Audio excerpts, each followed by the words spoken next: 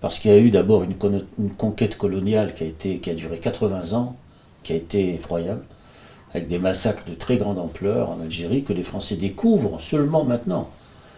Ça a duré effectivement de très nombreuses années avec des enfumades, des déplacements forcés de population, des massacres à grande échelle avec ce qu'on appelle les colonnes infernales, qui par ailleurs avaient été utilisées en Vendée et dans la guerre d'Espagne, et qui ont été utilisées en Algérie pour détruire, disons, des villages entiers, quoi, sans faire de prisonniers.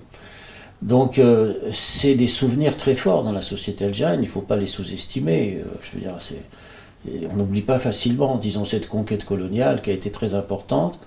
Et puis d'autre part, disons, il y a le sentiment chez les Français, quand même, que l'Algérie c'était la France. C'était des départements français, c'était pas une colonie, comme le Maroc ou l'Indochine par exemple. Non, c'était la France.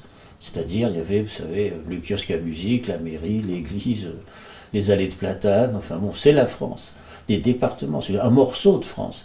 Et puis tout d'un coup, il y a cette guerre, il y a ce nationalisme évidemment algérien, et le nationalisme français qui s'est construit sur l'Empire, qui s'est construit sur la question, disons, de ce qu'on appelait à l'époque la Grande France.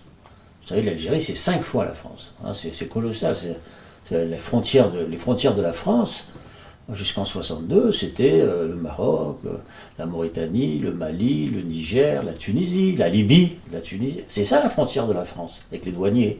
Bon, c'est fini. À partir de 62, il y a un rétrécissement, disons, de la France. Et c'est très mal vécu aussi. C'est-à-dire qu'il y a le sentiment, encore, toujours, chez une partie de la population française, que dans le fond, avoir abandonné ce pays riche en pétrole, en gaz, en minerais, en or, en phosphate, etc., parce que c'est ça l'Algérie, a été une erreur, une trahison, un abandon, etc. Ça existe dans la société française. C'est pas un secret que de dire qu'une grande partie de l'extrême droite française a quand même construit, disons, en grande partie son territoire, disons, politique et mémoriel sur cette question-là. C'est une question très très importante. On ne considère pas les Algériens comme les immigrés, comme les autres. Bon, ça c'est, pour moi en tout cas, ça me paraît assez évident. Donc résultat, il y a un travail de mémoire à faire, d'apaisement. C'est un travail d'apaisement. Ce qui avait commencé à être fait.